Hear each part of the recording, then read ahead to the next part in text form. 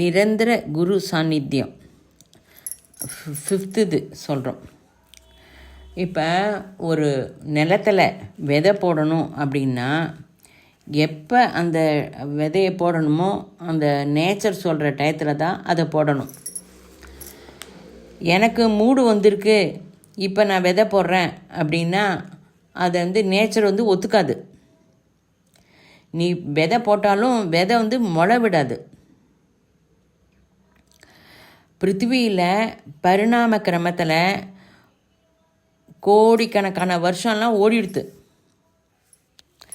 சில விசேஷமான வேலையை விசேஷமான நேரத்தில் தான் செய்யணும்.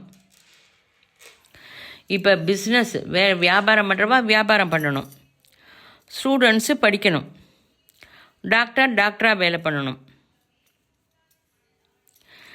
இதெல்லாம் இருந்தாலும் பாரத தேசத்துக்கு சுதந்திரம் வேணும் அப்படிங்கும்போது இவ எல்லாரும் அவாவா செய்கிற வேலையை விட்டுட்டு வந்துட்டான்.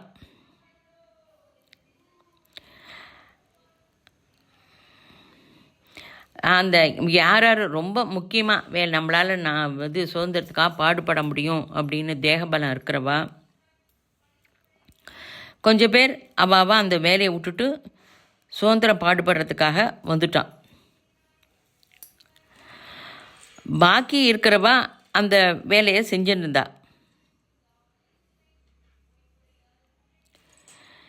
அதாவது அந்த முன்னாடி செய்கிறவா அந்த வேலையை செஞ்சுட்டு இருப்பா. அந்த சுதந்திரம் வேணும் அப்படிங்கிறதுக்கு அந்த ஃப்ரண்ட்டில் இருப்பாவா. அந்த ஃப்ரண்ட்டில் இருந்துட்டு தீவிரமாக அதுக்காக பாடுபடுவா. பாக்கி இருக்கிறவா என்னென்ன வேலை அவள் செய்யணுமோ அதை செய்வா. இது எப்போதும் நடக்கிறது தான். அதாவது சில ஆசிரமங்களில் இது கொஞ்சம் சரியாக நடக்கிறதில்ல. அதாவது ஒரு டியூட்டி, உன்னோட டியூட்டி என்ன, உனக்குன்னு இருக்கிற கிரகசாஸ்திரம தர்மம், அப்புறம் உத்தியோக தர்மம், ஆசிரம தர்மம் எல்லாமே செய்ய வேண்டியதுதான். இப்போ எல்லோரும் நம்ம என்ன டக்குன்னு சொல்லுவா, ரிட்டையர்ட் பீப்புள் இருக்காளே அவள் பண்ணலாமே, அவளுக்கு ஃப்ரீ டைம் தானே அப்படின்னு சொல்லுவாள். எதுக்குமே ஏஜோடு இதுக்கு சம்மந்தம் கிடையாது. 16 வயசில் இருக்கிறவன் ரொம்ப வயசானவன் போல் உடம்பெல்லாம் அசௌகரியங்கள் இருந்து ஆக்டிவ்னஸ் இல்லாமல் இருக்கான். 80 வயசானவா 16 வயசு இளைஞன் போல் ரொம்ப ஆக்டிவாக வேலை பண்ணுறான். இது உன்னோட சாமர்த்தியம்தான், அதை நல்லா நினைவச்சுக்கோ. இப்போ இந்த சிபிரத்துக்கு 2 வருஷம் கஷ்டப்படணும். பிரபஞ்சத்தில் இருக்கிற மற்றவாளுக்கும் உனக்கும் சம்பந்தம் கிடையாது. அதாவது இப்போ யுத்தம் நடக்கிறதுன்னு வைங்களேன். யுத்தம் நடக்கிறதுனா அந்த யுத்தத்தில் யார் சண்டை போடுறாளோ அவள் யுத்த களத்தில் இருப்பாள். அந்த சோல்ஜர்ஸ்லேயே பாக்கி இருக்கிறவா அந்த யுத்தத்தில் சண்டை போடுறவாளுக்கு வேண்டிய சாமானெல்லாம் ரெடி பண்ணி அனுப்புறது, அவளுக்கு வேண்டிங்கிறது எல்லா சௌகரியங்களையும் பண்ணிட்டு இருப்பாள். இப்படி தான் first world war, second world war நடந்தது. அப்போ வேர்ல்டு வார் நடக்கும்போது இருந்தவா இப்போயும் இன்னும் இருக்கா.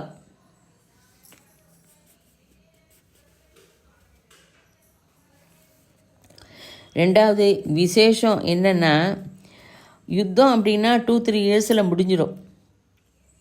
இப்போ மகாபாரத யுத்தம் 18 நாளில் முடிஞ்சிடுது.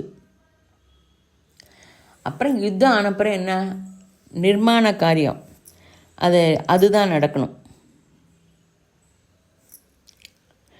நம்மளுடைய நேரத்தை அதுக்கு தருவோம்.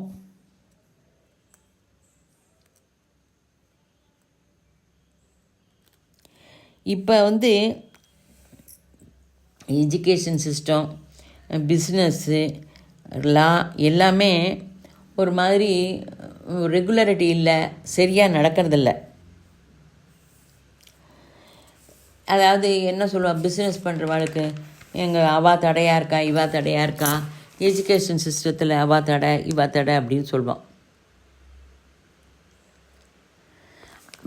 மெயினாக வந்து குரு சிஷ்யாளுக்கு கவனித்தா குருவோட வேலை செய்வார், சிஷ்யனோட வேலை செய்யணும். 2 பேருமே அவாவா வேலையை செய்யலை. குழந்தைகளை வளர்க்குறவா கூட குழந்தைகளை சரியாக வளர்க்குறதில்ல. குழந்தைகளானால் பிறந்துடுறது, குழந்தைகள் டெலிவரி ஆகிடுறது, குழந்தைகள் வந்துடுறா. ஆனால் அதில் வளர்க்குறதில்ல ரொம்ப கவனம் தரணும், அது தரதில்லை. குழந்தைகளை கொண்டு போய் ரெசிடென்ஷியல் ஸ்கூலில் போட்டுடுறோம். இதுக்கு மேலே நாங்கள் என்ன பண்ண முடியும், நாங்கள் 2 பேரும் வேலைக்கு போகிறோமே அப்படின்பா. அதாவது லேக் ஆஃப் ரெஸ்பான்ஸ். இதை சரி பண்ணுறதுக்கு நீ எங்கேயுமே போக வேண்டாம். ஸ்டூடெண்ட்ஸ்க்கு படிப்பு எல்லாமே தெரிஞ்சாலும் ஸ்கூலுக்கு போவா, திரும்பி வருவா. அதே போல் தான் பாரத தேசம் திரும்பி பழைய பாரத தேசம் மாதிரி திரும்பி வரணும், ரிஷி சம்பிரதாயம் வரணும். இப்போ வந்து இந்த ரிஷி சம்பிரதாயத்துக்கு அடையிறதுக்காக ரகரகமான குருவோட சாமர்த்தியத்தை ஒட்டி எல்லா வேலையும் நடக்கிறது.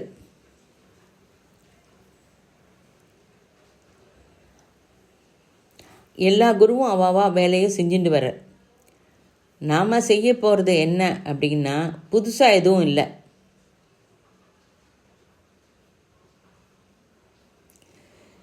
எல்லா குருவும் அவர்களுடைய சிஷ்யர்களை ஒரு இடத்துல சேர்த்து வைக்கிறது. இப்போ வந்து எல்லா காலேஜ்லேயும் கெமிஸ்ட்ரி சப்ஜெக்ட் இருக்குது. அதாவது ஸ்பெஷல் ஸ்டூடெண்ட்டு கெமிஸ்ட்ரின்னு யாரும் சொல்ல மாட்டா. அதாவது ஒரு வேலைக்கு அப்ளை பண்ணணும் அப்படின்னா எல்லா காலேஜோட ஸ்டூடெண்ட்ஸுக்கும் அந்த வேலைக்கு அப்ளை பண்ணலாம். ஸ்பெஷலாக இந்த காலேஜு இது ஹிந்து காலேஜு அவள் தான் அப்ளை பண்ணணும் அப்படின்லாம் கிடையாது. உத்தியோகம் வந்து பொது, எந்த காலேஜ் ஸ்டூடெண்ட் வேணால் அப்ளை பண்ணலாம். நாம் ஆத்தியாத்மிக உன்னத ஸ்திதிக்கு போகிறோம். அந்த ஸ்திதிக்கு போகிற குரூப் மட்டும் கிடையாது. நம்ம அந்த சக்தியை உபயோகிக்கணும், நாம் அதை உபயோகிக்கிறோம். அதாவது யோகிங்கிற பதத்துக்கு அர்த்தத்தை புரிஞ்சுக்கோங்க. இப்போ இந்த காலத்தில் எல்லாருமே யோகா பண்ணுறா. யோகா செய்கிறவா யோகின்னு பேர் அப்படின்னு வச்சுக்கிறா. இப்போ நம்ம வந்து ஜிம்மிக்ஸுக்குன்னு செய்கிறோம், அது மாதிரி தான் நினச்சிக்கலாம். யம நேம அதை புரிஞ்சிக்காமல் செய்கிறோம். யம நேமங்கிறது மகாவிரதம். நம்மளுடைய மானசிக ஸ்திதியை அதிகப்படுத்தி செய்ய வேண்டிய காரியக்கிரமம். யம நேமத்தில் அஹிம்சா, சத்தியம், அஸ்தேயம், அபரிக்கிரகம், பிரம்மச்சரியம். இது வந்து பொது, எந்த குருட்ட இருந்தாலும் எந்த ஆத்தியாத்மிக குரூப்பில் இருந்தாலும் இது சரிதான், இது ஓகே. இது 5 மகாவிரதம்னு சொல்லுவா. எந்த தேசத்தில் இருந்தாலும் இது 5 ஃபாலோ செய்கிறவா முதல் படியில் ஏறின்னு இருக்கான்னு அர்த்தம். 2வது படி எல்லாரும் யோகி அப்படின்னு சொல்கிறோம். 2வது என்னென்னா சௌசம், சந்தோஷம், தபஸ், சுவாத்தியாயம், ஈஸ்வர பிரணிதானம். இதெல்லாம் ஆனப்புறம்தான் ஆசனம். இப்போ எல்லாருமே ஆசனம் செய்கிறா. தியானம் செய்கிறோம் அப்படின்னு சொல்கிறோம். தியானம்னா கண்ணை மூடின்னு இருக்கோம், அவ்வளோதான். இதை நீ கண்ணை மூடின்னு உட்காந்துக்கிறேன்னே சொல்லலாம். அதாவது எப்போ எங்கே அந்த சக்தியை அனுப்ப முடியுமோ அது பிராணாயாமம். அந்த நம்மக்கிட்ட இருக்கிற சக்தி தாரையில் வந்து பிரவகிக்கிற ஸ்திதி ஆசனம். இதை எங்கே நம்ம கற்றுக்குறோம்? அதாவது பிராணாயாமம்னா காற்றை எடுத்து விடணும். இந்த அற்புதமான விஷயத்தை நம்ம நிறுத்தி நிதானமாக கற்றுக்கணும். அதாவது 10ஆம் class, intermediate, degree, medical college அப்படின்னு சொல்லித்தரோம், எல்லோரும் அனுப்புகிறோம். அதாவது சப்ஜெக்ட் எல்லாருக்கும் வந்திருக்கா? எனக்கு வராது, யாருக்கும் வராது. அதாவது இப்போ குழந்தைகள்லாம் கூட பைகாட்டு தான் பண்ணுறான். அதனுடைய லா மட்டும் சொல்லுவா பைகாட்டா. யோகா கூட இதேமாரி தான் நடக்கிறது. நாம் இப்போ இதை சரி பண்ணிப்போம். இப்போ இந்த இது சிலபஸ்ஸு, இந்த டைம் டேபிள் படி எல்லாம் நடக்கிறது, எல்லா பிளேஸ்லேயும் நடக்கிறது. மூல கேந்திரம், மூல குருவை நினைவுபடுத்திக்கோ. அதாவது 101 ரிஷி அனுகிரகத்தால் இது நடக்கிறது. இதுக்கு பின்னாடி நிறைய ஆத்தியாத்மிகமும் நடக்கிறது. மகாபாரத யுத்தம் வந்து ரொம்ப ஆயிரக்கணக்கான வருஷத்துக்கு முன்னாடி நடந்தது. காக்குவாய் ஆசிரம நிர்மாணம் கூட ரொம்ப வருஷத்துக்கு முன்னாடி நடந்திருக்கு.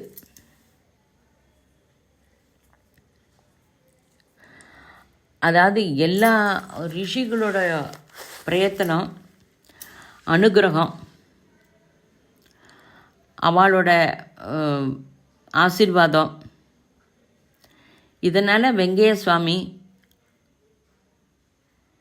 ஆசீர்வாதத்தினால இந்த ஆசிரமம் நிர்மாணிக்கப்பட்டது. இது ஆத்தியாத்மிக காரியத்தில் சம்பந்தம் இருக்குது.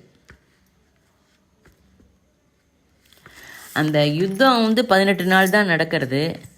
ஆனால் அதுக்கு வந்து ஏற்பாடு வந்து ஆயிரக்கணக்கான வருஷம் முன்னாடி நடக்கிறது.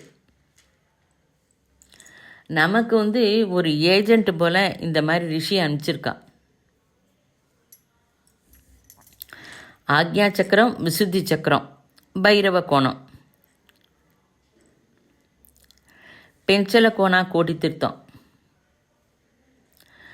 நாம் அந்த ஸ்தலத்தை உபயோகிச்சுக்கொள்வோம். இதெல்லாம் சொல்கிறதுக்கு வந்து காப்பிரைட் இருக்கா? யார் இது உபயோகிச்சுக்கிறது? இது இவ்வளவு இங்கே மட்டும்தானா? குருவோடைய ஆசிகை இங்கே மட்டும்தான் கிடைக்குமா அப்படின்னு நமக்கு கொஸ்டின் வருது. அதாவது குருவோட சேனல் வந்து ஓப்பன் பண்ணிட்டா நமக்கு யார் வேணால் உபயோகிச்சுக்கலாம். இது வந்து ஒரு காப்பிரைட்லாம் கிடையாது, தனிப்பட்டவாக தான் யூஸ் பண்ணணும்னு கிடையாது. சக்தி வந்து ஒரு மாதிரி கண்டினியூஸாக வந்துட்டே தான் இருக்கும்.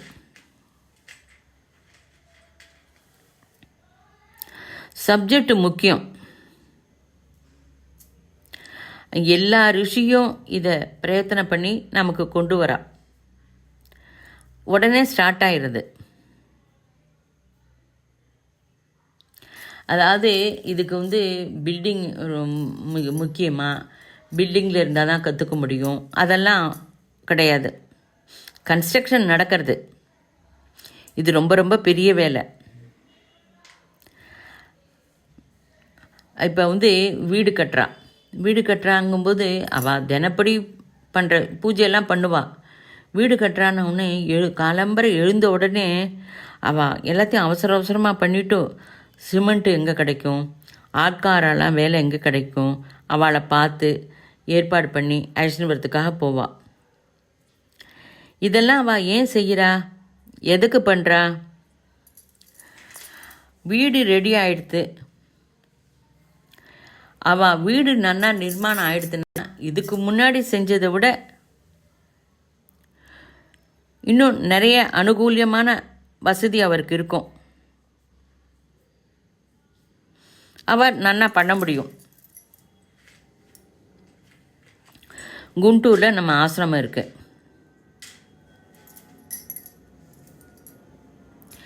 இப்போ இந்த அவகாசம் நமக்கு கிடைச்சிருக்கு. ரொம்ப வருஷம், ஆயிரக்கணக்கான வருஷத்துக்கு அப்புறம் ரிஷிலாம் ஏற்பாடு பண்ணி ரிஷி மேனுஃபேக்சர் அப்படின்னு சொல்லி இதை ஏற்பாடு பண்ணுறா.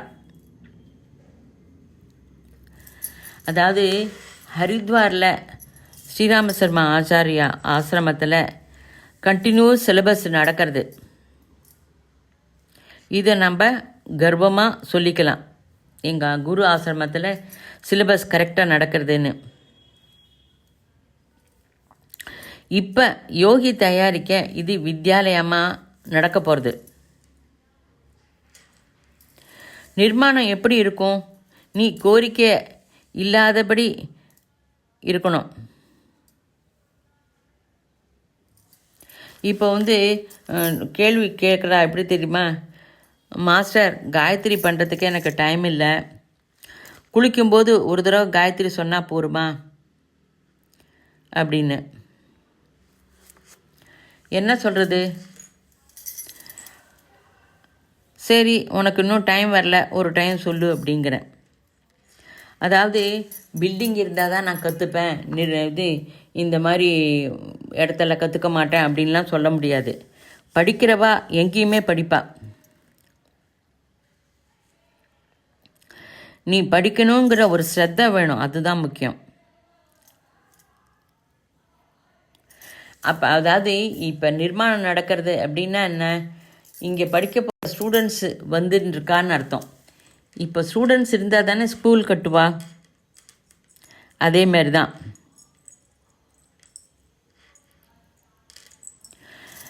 ஸ்ரீகிருஷ்ணர் அர்ஜுனனுக்கு என்ன சொன்னார்? நீ தபஸ்வி ஆக வேண்டாம், யோகி ஆகிடு அப்படின்னு சொன்னார்.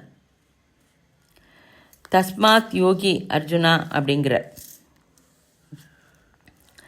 அதாவது சின்னமாக ஒரு கேள்வி கேட்குற இல்லைங்க, கோரிக்கை இல்லாமல் வாங்கோ அப்படின்னு சொல்கிறேன்.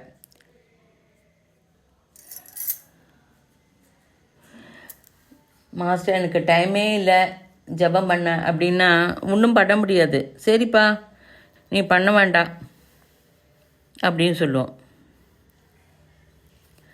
நீ யோகி ஆகணும்னா 24 மணி நேரம் சாதனை பண்ணணும். அதுக்கும் மேலே நீ சாதனை செய்ய முடிஞ்சால் ரொம்ப சந்தோஷம்.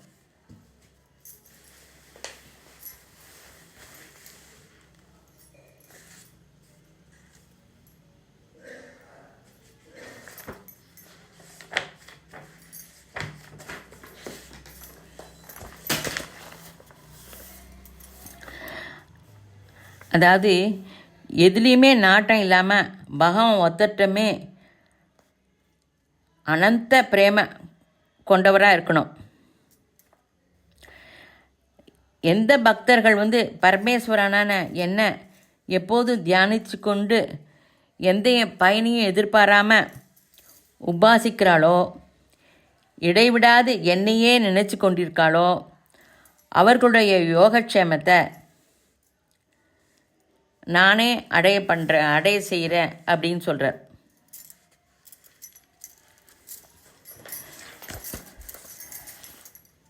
அனன்யாஸ் சிந்தயந்தோ மாம் ஏ ஜனாக பர்யுபாசதே தேஷாம் நித்யாபியுக்தானாம் யோகக்ஷேமம் வகாம்யகம். அதாவது யோகம்னா என்ன? லிங்க்கு. நமக்கெல்லாம் ஆல்ரெடி லிங்க் இருக்குது. க்ஷேமம், நீ இந்த பிறவியில் கிடைச்ச லாபம் இப்போ உனக்கு இருக்குது.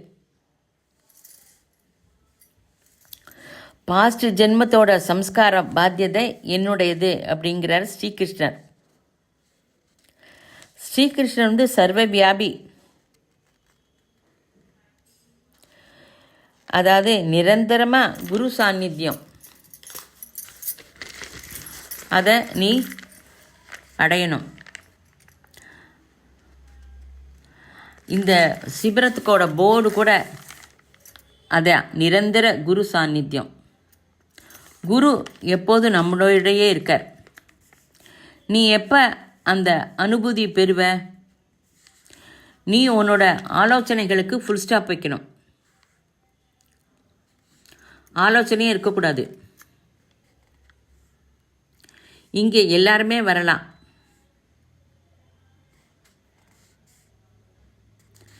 எப்பயாவது வந்து கேட்குறவாளுக்கு கூட கேட்டதுக்கு உண்டான லாபம் இருக்கும். யோகி ஆக விரும்புகிறவாளுக்கு ஸ்டாப் யுவர் டிசைர்ஸ். உனக்குன்னு எந்தவித கோரிக்கையும் இருக்கக்கூடாது. நீ எதுவும் செய்ய மாட்ட. நான் செய்கிறேன் நீ நினைக்காத. உன் மூலமாக குரு செஞ்சுப்பார்.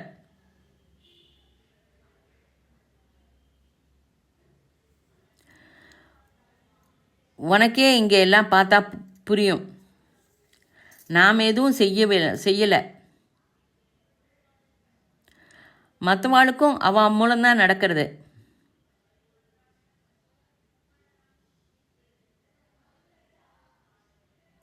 நீ நினைக்கிற என் குழந்தைகளை நான் வளர்த்தேன், அவளை படிக்க வைக்கிறேன், உயர்ந்த சித்திக்கு கொண்டு வரேன் அப்படின்னு சொல்கிற. நீ படிக்க வைக்கிற அப்படிங்கிற. எம்செட்டு சீட்டு வந்ததுன்னா நான் அவளை கஷ்டப்பட்டு படிக்க வச்சேன்ல, அதனால தான் சீட்டு வந்தது அப்படின்னு சொல்கிற. எம்செட்டில் சீட்டு வரலன்னா பையனோட கர்மா அப்படின்னு சொல்கிற. சீட்டு வரதும் வராததும் அவள் கையில் இல்லை. இதை நினைவு நன்னா படுத்திக்கும். யோகி மற்றவா யோகி கிடையாது. இதை நன்னா நினைவுபடுத்திக்கிறவா தான் யோகி. யோக சாதனையை நீ செய்கிறது எதுவுமே இல்லை. மானசிக ஸ்திதிக்கு போகிற. நான் ஒன்றுமே பண்ணலை, என் மூலமாக நடக்கிறது. மிலிட்ரியில் ஆயிரக்கணக்கான சோல்ஜர்ஸ் வந்து ரொம்ப உயரத்தில் அங்கே இருப்பா. அதே சோல்ஜர்ஸு பக்கத்து ஊரில் போஸ்டிங் இருக்கும். அந்த ஊருக்கு காவல் அவள் பண்ணுவா, வாட்ச்மேன் வேலை.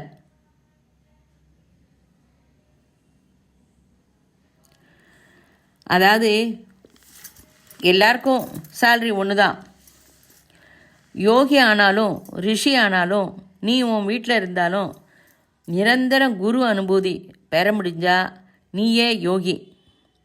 நீ ஒன்றுமே செய்ய வேண்டாம், குழப்பிக்காத. நீ செய்கிற அப்படின்னா ஃபினிஷ் அகம்பாவம். அதனாலே குரு தரிசனம் அடைஞ்சவா அப்படின்னு சொல்லுவோம். சயின்டிஸ்ட்டு ஒரு விஷயம் கண்டுபிடிப்பா, அதெல்லாம் சயின்டிஸ்ட் வந்து தர்சனம் தான், தர்சி. நம்ம ஆசிரமத்தில் நடக்கிறத கவனி. யுத்தம் செய்ய மாட்டேன் அப்படின்னு சொன்ன அர்ஜுனன் யுத்தம் பண்ணினார். நாம் என்ன பண்ணுவோம், யோக சாதனை செய்ய ஆரம்பித்த உடனேயே நமக்குன்னு இருக்கிற பொறுப்பெல்லாம் விட்டுடுவோம். உன்னோட ரெஸ்பான்சிபிளை நன்னா கவனி. நீ 2 வருஷம் இந்த நியமத்தை ஃபாலோ பண்ணணும். நிரந்தர மௌனம், பேசவே பேசாத, மௌனமாக இரு. சரி நான் பேச வேண்டாங்கிறேன், மனசு வந்து எங்கெங்கேயோ போகிறது மாஸ்டர். பக்கத்தில் இருக்கிறவா என்ன நினைப்பா, அவளுக்காக பேசுகிறேன் அப்படின்னு சொல்கிற. நீயே உன்னை இதை மாதிரி சொல்லி ஏமாற்றிக்கிற. இந்த ஏமாற்றிக்கிறது இன்னோட நிறுத்திடும். ரொம்ப அவசியம்னா மட்டும் பேசு. பிரகிருத்தியோட நியமம் ரொம்ப முக்கியம். இப்போ எக்ஸாமில் கொஞ்சம் காக்கா பிடிச்சி பாஸ் பண்ணுறவாளாமும் இருக்கா. அந்த மாதிரி ஆத்தியாத்மியத்தில் கிடைச்சா அந்த மாதிரி அதுக்கு நீ கை கூப்பி அவளுக்கு நமஸ்காரம் பண்ணி அந்த மாதிரியெல்லாம் நீ பண்ண வேண்டாம். அந்த மாதிரிலாம் நீ ஸ்பிரிச்சுவலில் வர வேண்டாம். அந்த மாதிரி குரு அவசியம் இல்லை.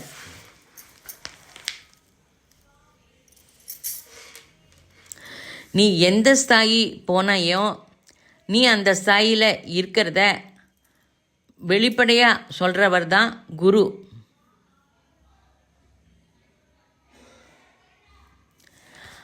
சில பேருக்கு அவளோட ரூபத்தை பார்த்து அவள் ரொம்ப நன்னா பண்ணுறான், அவளை பிடிக்கிறது, இதெல்லாம் இந்த மானசீக பலகீனம்லாம் வேண்டாம்.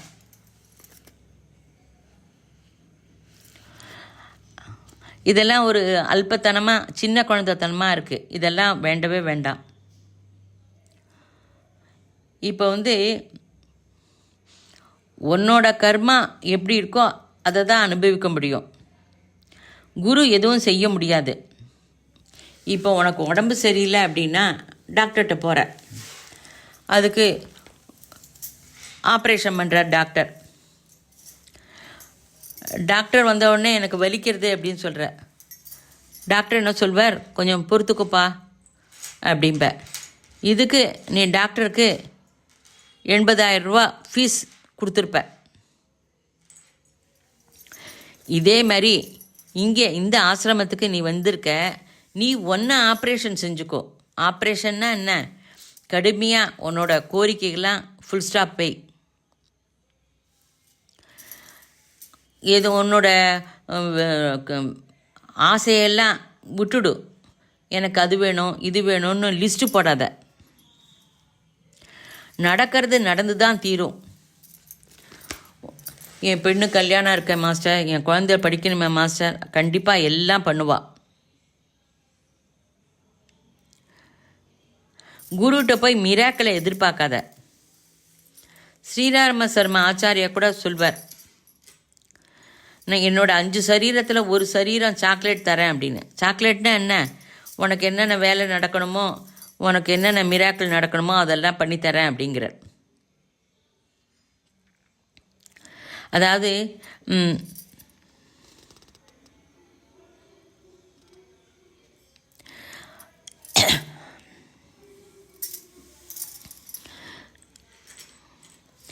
அதாவது சாக்லேட்டு தந்தால் சாப்பிடக்கூடாதா, சாப்பிட்லாம். இப்போ ஒரு எக்ஸாம்பிள் நான் இங்கே உங்களுக்கு சொல்லிட்டு இருக்கேன். அப்போ எங்கள் அப்பா வர்றார். அப்போ உட்காந்துருக்கேன். இந்த ராமகிருஷ்ணா சாக்லேட் அப்படின்னா எப்படி இருக்கும்? கல்யாணம் ஜாப் எல்லாம் சாக்லேட் தான். அப்போ பெரியவாலாம் சாப்பிடக்கூடாதா? சாப்பிடலாம். நீ கேட்குற சாக்லேட் அவள் கையில் இருக்கணும். சாக்லேட்டுக்காக லைஃப் இருக்கிறது நல்லதில்லை. அந்த சாக்லேட் உன்னோட அல்பமான அந்த கோரிக்கைக்காக இவ்வளோ பெரிய சிபிரம் அட்டன் பண்ணவே வேண்டாம். நீ உன்னையே மோசம் பண்ணிக்காத. நீ உன்னை மோசம் பண்ணிக்கிற போல என்னையும் ஏமாத்தாத.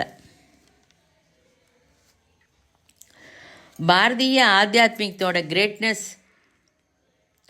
நம்ம லைஃப்பில் ஃபாலோ செஞ்சு நம்ம வாழ்வோம். தனிப்பட்ட வாழ்க்கையை பற்றி பேசலை. தனிப்பட்ட வாழ்க்கை எப்படி வேணால் இருக்கட்டும். ரகிதாஸ் செருப்பு தைச்சார், கபீர்தாஸ் நெசவாளர், ஜனக மகாராஜா ராஜ்ய பரிபாலனம் பண்ணார், ஸ்ரீராம கிருஷ்ண பரமஹம்சர் காளி கோயிலில் வேலை பண்ணார், நாரதர் 3 லோகமும் சுற்றினார், சக்குபாய் அவர் அத்தை சொன்னபடியே செஞ்சார். எல்லாரும் ஸ்பிரிச்சுவலில் இருக்கிறவாளே.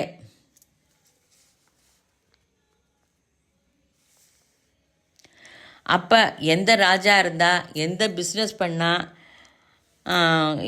யார் பெரிய பெரிய மனுஷா, அவளெல்லாம் பற்றி நம்ம நினச்சிக்கலையே. இவாளை பற்றி தானே நம்ம இப்பயும் சொல்கிறோம்.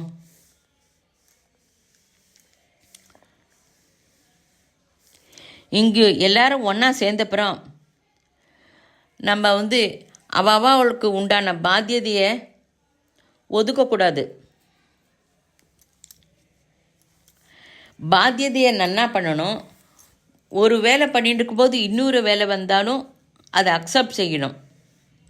நான் இந்த ஒரு வேலை செய்கிறேன்னு சொல்லிவிட்டு அதை ஒதுக்காமல் பண்ணுங்கோ. குழந்தையில ஸ்கூலுக்கு அனுப்பு, அதெல்லாம் கரெக்டாக பண்ணணும். பரமாச்சாரியார் கிட்ட, கஞ்சி சுவாமி பரமாச்சாரியார் கிட்ட தீர்த்தம் வாங்கிறதுக்கு ஒரு லேடி வந்தா.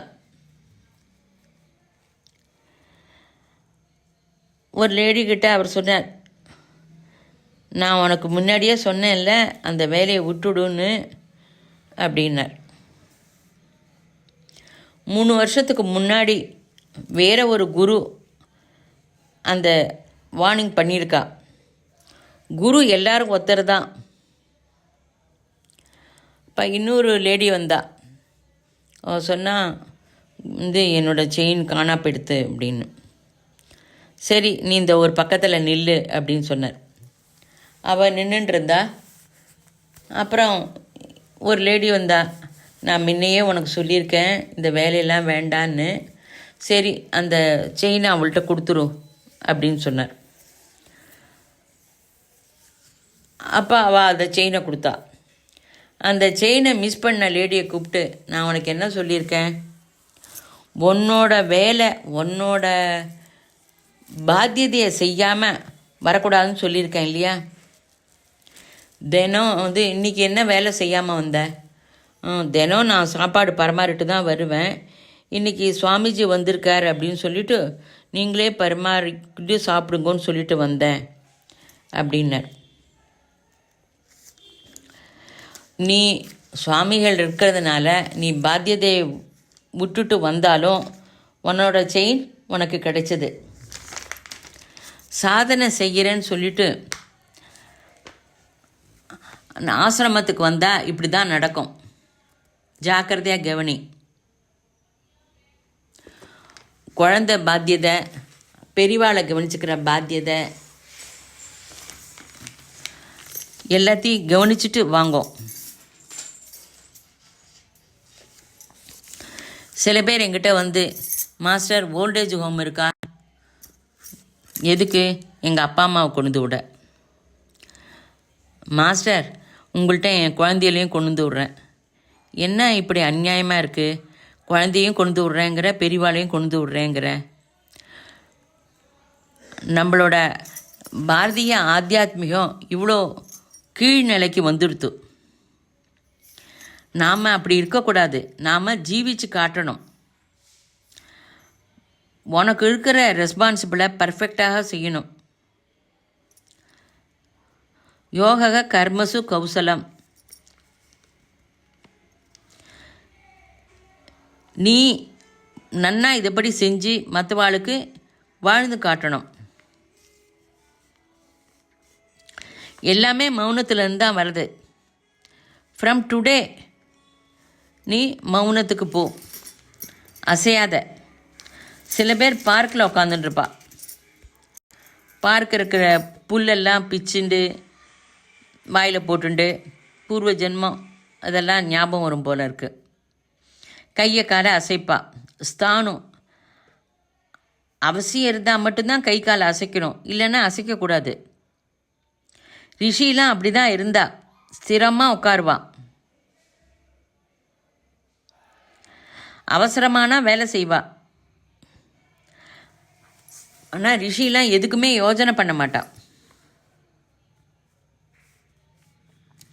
அந்த க்ஷணம் தெரியணும். தனிப்பட்ட வாழ்க்கை, குடும்பம், சமாஜம் எல்லாம் இதையெல்லாம் நீ நன்னா வேலை செஞ்சு யோகி ஆகலாம். 12 வருஷம் காட்டில் தபஸ் பண்ணவாளுக்கும் குடும்பத்தில் கரெக்டாக சமையல் செஞ்சு வீட்டில் இருக்கிற பெரியவாளை கவனிச்சவாளுக்கும் எந்தவித வித்தியாசமும் இல்லை. பாத்தியதை நேச்சர் உன்னை எங்கு வச்சிருக்கோ அங்கே பரிபூர்ணமாக உன்னோட ரெஸ்பான்சிபிலிட்டியை பண்ணு.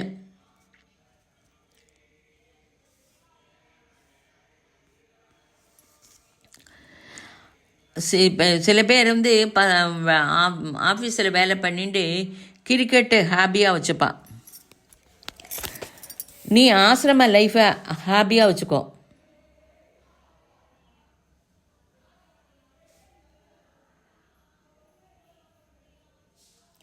அதாவது கொஞ்சம் இங்கே இருக்கிறவாளில் அவளுக்கு ஒரு தம் இருந்து நம்மளால் முடியும் அப்படிங்கிறவா ஆசிரமத்திலேயே இருந்துடுங்கோ.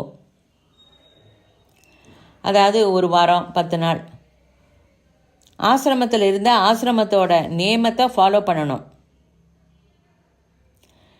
இங்கேருந்து இந்த ஆசிரமம் மாதிரி 8 பிளேஸில் ரெகுலராக எல்லா டைம் டேபிள் படி நடக்கிறது.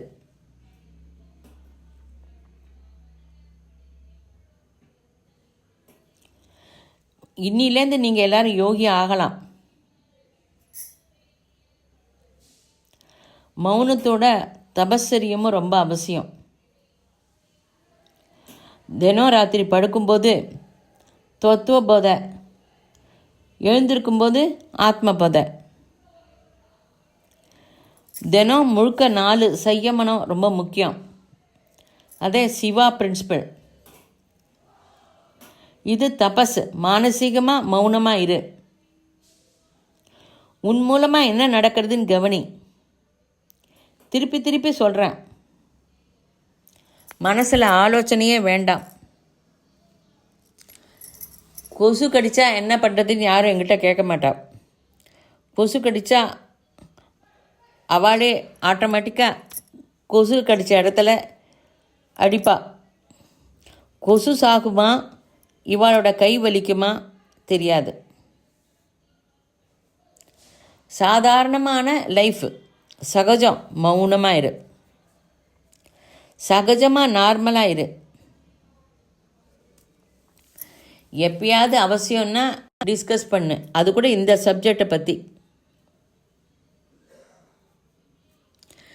அப்புறம் நீ காலேஜில் சீட்டு கிடச்சிடுத்துனா நீ எப்படி வர, எங்கே சாப்பிடுவ, எங்கே தூங்குவ, என்ன ட்ரெஸ் போட்டுன்னு வர, அதெல்லாம் பற்றி யாரும் கேட்க மாட்டா. பிரின்ஸிபால் வீட்டில் போய் தூங்குறேன், காலேஜிலே தூங்குறேன் அப்படின்னு சொல்லுவோம்மா? நம்மளே நம்மளோட ஏற்பாடு பண்ணிப்போம். இந்த வித்தியையை தெரிஞ்சுக்கிறதுக்கு வா. ஸ்கூல் போல் ஈவினிங் இந்த இடம் காலி ஆகிடும்.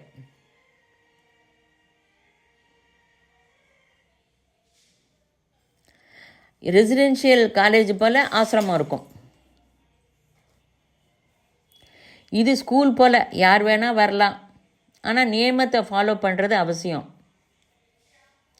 இங்கே வந்துட்டு என்கிட்ட நேரத்தை பேசி என்னோட நேரத்தை வேஸ்ட் பண்ணாத. குரு இருந்தால் போகிறோம். அந்த குருவோட ப்ரெசன்ஸ் உனக்கு எல்லாத்தையும் கொடுக்கும். ஜகத்குரு சர்வமும் வியாபிச்சு இருக்கார். குருத்துவம் வந்து ஒருவட்ட மட்டும் இல்லை. நீ பார்க்கறதுக்கு முடிஞ்சால் இந்த கல்லில் கூட குருவை பார்க்க முடியும், நினைவுபடுத்திக்க முடியும். ஆத்ம போதை தத்துவ போதை ரொம்ப மஸ்ட்டு. தபஸ்ஸரியம் ஃபாலோ பண்ணோம். டைம் டேபிள் போட்டு வேலை பண்ணுங்கோ அப்படின்னு நான் சொல்லிகிட்டே இருக்கேன். மறுபடியும் சொல்கிறேன், டைம் டேபிள் ரொம்ப முக்கியம். டைம் டேபிளில் 5 கேள்விக்கு பதில் இருக்கணும். 1, மௌனம் எவ்வளோ நேரம் ஃபாலோ பண்ணுற அப்படிங்கிறத நீ நோட் பண்ணு. இதெல்லாம் ஒரு ஜென்மத்தில் சாதிக்க முடியாது. ஐயோ சாதிக்க முடியலையேன்னு பயப்படாத, குழம்பிக்காத. மௌனமாக இருக்க முடியலையா? ஓகே. ஃபாலோ செய்யணுங்கிற எண்ணம் இருக்குல்ல, ஓகே. அதை நம்ம இன்றைக்கி மௌனமாக இருக்க முடியல அப்படின்னு நீ நினைவுபடுத்தியிருந்தா போகிறோம். நீ முன்னேற்ற பாதையில் போயின்னு இருக்கேன்னு அர்த்தம். சிவா, காலத்தை சமயம் எப்படி யூஸ் பண்ண? மௌனமாக இருக்கிறது, நடக்கிறது. மௌனமாக இருந்தால் கிரேட். அப்படியே ஜீவி. மகா காரியம் நடந்துதா? ஓகே. நடக்கலையா? ஓகே. உன் மூலமாக எதுவும் நடக்காமல் நின்றுடுத்தா? ஓகே. நடந்தா? ஓகே. அதை பற்றி ரொம்ப சிந்தனை வேண்டாம். Not interested.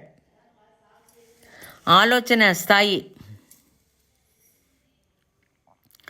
இந்திரிய கண்ட்ரோல். உன்னோட வார்த்தை மூலமாக மற்றவாளை நீ ஹர்ட் பண்ணியிருந்தா அது தப்பு. தினம் அதை நீ கரெக்டாக நோட் பண்ணு.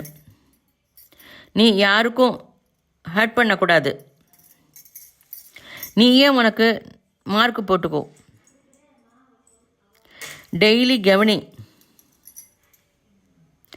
சின்னவாளை திட்டினியா, பெரியவாளை திட்டினியா, கவனி. இப்போ யாரையும் நீ ஜட்ஜு பண்ணாத. ஜட்ஜு பண்ணுற வேலை உன்னோடது இல்லை. யாரையும் ஜட்ஜு பண்ணுறதுக்கு உனக்கு அருகதையும் கிடையாது. இப்போ ஒரு 60 பேர் உட்காந்துருக்கா கிளாஸில், பாடம் சொல்லித்தரா. அந்த பாடம் யாருக்கு எவ்வளோ புரியும்? அவளோட புரிஞ்சதுக்கு தகுந்த மாதிரி மார்க் வரும். நீ பக்கத்தில் இருக்கிறவா படித்தாளா, இந்த பக்கத்தில் இருக்கிறவா படித்தாளான்னு பார்த்தாக்க உன்னோட படிப்பு போயிடும். ராத்திரி படுக்கும்போது ரொம்ப முக்கியமாக பண்ண வேண்டியது ஆலோசனை. அதாவது சாகிறதுக்கு முன்னாடி டெத் பெட்டில் இருக்கிறவா என்ன ஆலோசனை பண்ணுறாளோ நெக்ஸ்ட் ஜென்மா அவளுக்கு அதன்படி தான் அமையிறது. ராத்திரி படுக்கிறதுக்கு முன்னாடி ரொம்ப முக்கியமான ஆலோசனை. ராத்திரி படுத்துட்ட மனுஷன் கார்த்தால எழுந்துற மனுஷன் ஒத்தம் கிடையாது.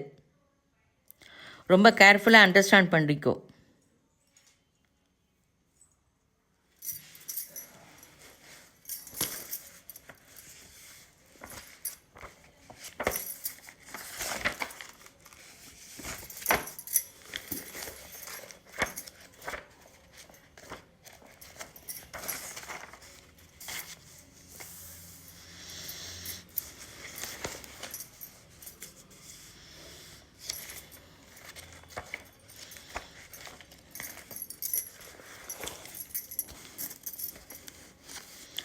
அந்த காலேச்ச அப்படின்னு இரவு ராத்திரி படுத்துக்கிறது கூட ஒரு சாவு தான்.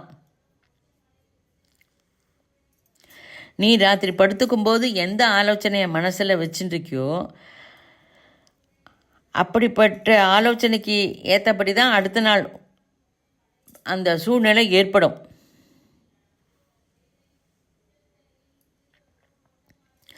இது கேரண்டி. நீ நாளை காத்தால அமெரிக்காவில் எழுந்திருக்கணும்னு நினச்சா எழுந்திருப்பேன். ஆலோசனை இல்லாத ஸ்திதி. ஆனால் சம்பவம்தான். ஸ்ரீகிருஷ்ணர் வந்து துவாரகா நகரத்தை ராத்திரியே நிர்மாணித்தார். ராத்திரியில் எல்லாரும் எப்படி போய் சேர்ந்தான்னு தெரியாது. நம்ம நினைப்போம் இது கட்டுக்கதைன்னு. கட்டுக்கதை கிடையாது, மானசீக ஸ்திதி. நீ அமெரிக்கா போனால் என்ன பண்ணுவ? அதாவது அமெரிக்கா போய் நீ ஏதாவது கனகாரியமாக பண்ணுற வேலை, ஏதாவது குரு வேலை பண்ணுறதா இருந்தால் போவ. நீங்கள் எல்லோரும் சாதனை பண்ணால் நம்மளாம் புத கிரகத்தில் போய் நம்ம ஏற்பாடு பண்ணலாம். சாதனை கேம்பே வைக்கலாம். நீங்கள் எல்லாருமே வரணுன்னா சாதனை பண்ணுங்க. தத்துவபோத கொஞ்சம் ஆலோசனை. யோக சாதனைக்கு தேவையான ஸ்பீச்சஸ்லாம் நிறைய கேட்கணும். மௌனமாக இரு. கார்த்தால எழுந்த உடனே நான் ஆத்மாவாகவே ஜீவிப்பேன். அப்படின்னு சொல்லு. கர்மத்தால் இங்கே பிறந்தேன், கர்மத்தால் இங்கே இருக்கேன் அப்படின்னு திட்டிக்காத. உன்னோட கர்மம் ரொம்ப நன்னா இருக்குது. அதனால தான் இந்த மாதிரி ஸ்பீச்சு கேட்டு அதன் கூட வாழறதுக்கு நம்ம வாய்ப்பு கிடைக்கிறது. ஆத்மாவாக ஜீவிப்பேன் அப்படின்னு சொல்லிக்கோ.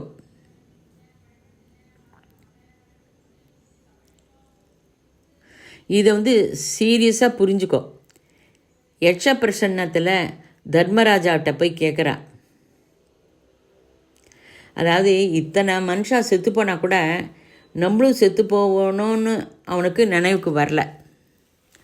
ஆனால் டாக்டர் நீ செத்து போயிடுவ அப்படின்னு சொல்லும்போது ஒரு பயம் வரும். இது பக்கத்தில் இருக்கிறவா எதிர்த்தில் இருக்கிறவா செத்து போகும்போது அந்த பயம் கிடையாது. மனசில் சலசலப்பு இல்லை. புத்தருக்கு அது புத்தர் ஆயிட்டார். உன்னோட ரெஸ்பான்சிபிளாக பர்ஃபெக்டாக பண்ணு. குழந்தையெல்லாம் என்னை நேசிக்கலை அதனால் எனக்கு கோபம் வருது அப்படின்னு சொல்லாது. இது ஒன்றும் பிஸ்னஸ் இல்லை. அவள் உங்கள்கிட்ட அஃபெக்ஷனாக இல்லைனாலும் நீ அவள்கிட்ட அஃபெக்ஷனாக இருக்கணும்.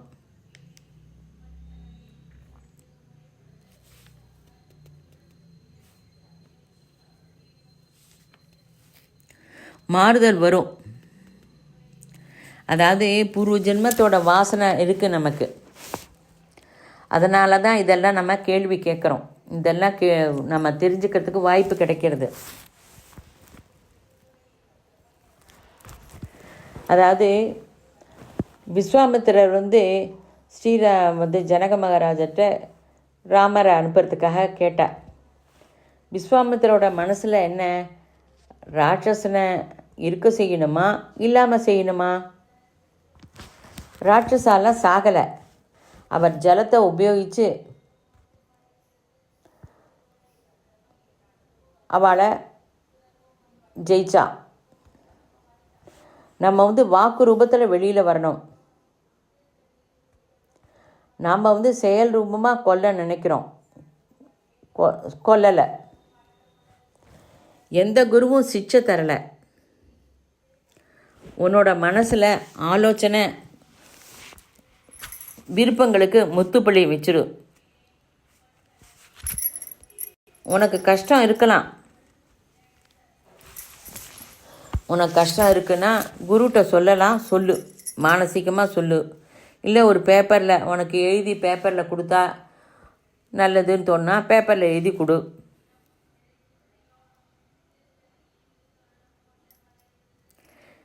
டைனமிக் மெடிடேஷன், சங்கல்பம் மௌனம், டைனமிக் மௌனம், அதுதான் சாதனைக்கு அனுகூலமாக இருக்கும். நீ வேலை பண்ணுறதுக்கு ஆலோசனையே வேண்டாம். இதெல்லாம் டைரியில் எழுதிக்கோ. நீ இன்றைக்கி என்னென்ன பண்ணின இந்த மௌனத்தை எத்தனை நேரம் ஃபாலோ பண்ண அப்படிங்கிறத எழுது. பசி இருந்தால் மட்டும் சாப்பிடு. நேரம் ஆகிடுத்து அப்படின்னு சாப்பிடாத. வீட்டில் இருக்கிற வாழ்கிட்ட சொல்லு, மிஞ்சி இருக்கேன்னு சாப்பிடாத. திருஷ்டி, உன்னோட பார்வை பவித்திரமாக இருக்கணும். பிரம்மச்சரியம், அதையும் ஃபாலோ பண்ணு.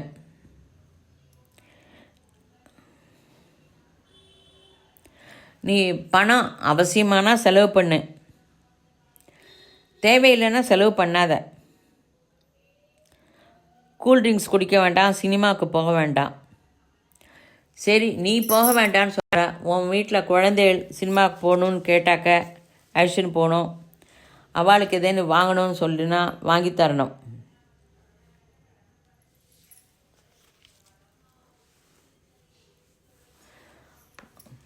குழந்தைகள் சாக்லேட் கேட்குறான் அப்படிங்கிறதுக்காக சாக்லேட் வாங்கி தராத. இந்த சாக்லேட்லன்னா இன்னொரு சாக்லேட் கேட்பான்.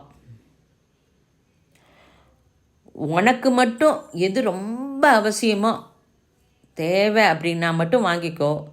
உனக்கு மட்டும்தான் இது ரூலு. வீட்டில் இருக்கிறவாளுக்கு இந்த மாதிரி ரெஸ்ட்ரிக்ஷன்லாம் கிடையாது. உன்னோட மனைவியோ குழந்தையோட கேட்குறத வாங்கி தரணும். நீ மட்டும் அவளுக்கு தெரியாமல் சிகரெட்டு பான் பராக்கு எல்லாம் போடுறல்ல, அதெல்லாம் கட் பண்ணு. குடும்பத்தில் இருக்கிறவாளெல்லாம் நீ ப்ரெஷர் பண்ணக்கூடாது, நீ இப்படி பண்ணணும் அப்படி பண்ணணும்னு. நீ செய். அவளுக்கு உனக்கு இருக்கிற அந்த கர்மத்தை அதை தீக்கணும், அதை செய். அர்த்த சயமனம். லாஸ்ட்டு ராத்திரி தூங்குறதுக்கு முன்னாடி நன்னா பிளான் பண்ணிவிட்டு படுத்துக்கோ.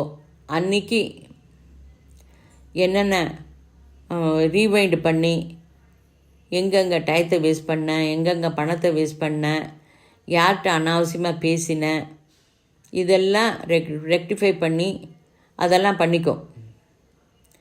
இனி எல்லாத்தையும் பண்ணிட்டு படுத்துட்ட மனுஷன் வந்து கார்த்தால எழுந்திருக்கும்போது ராத்திரி படுத்துட்ட மனுஷன் மாதிரி எழுந்திருக்க மாட்டான்.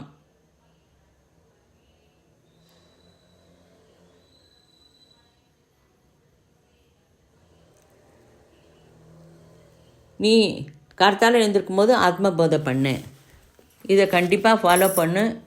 மௌனம், டைனமிக் மௌனம் கண்டிப்பாக ஃபாலோ பண்ண வேண்டியது அவசியம். கோரிக்கையே இருக்கக்கூடாது. கோரிக்கைக்கு ஸ்டாப், ஃபுல் ஸ்டாப்.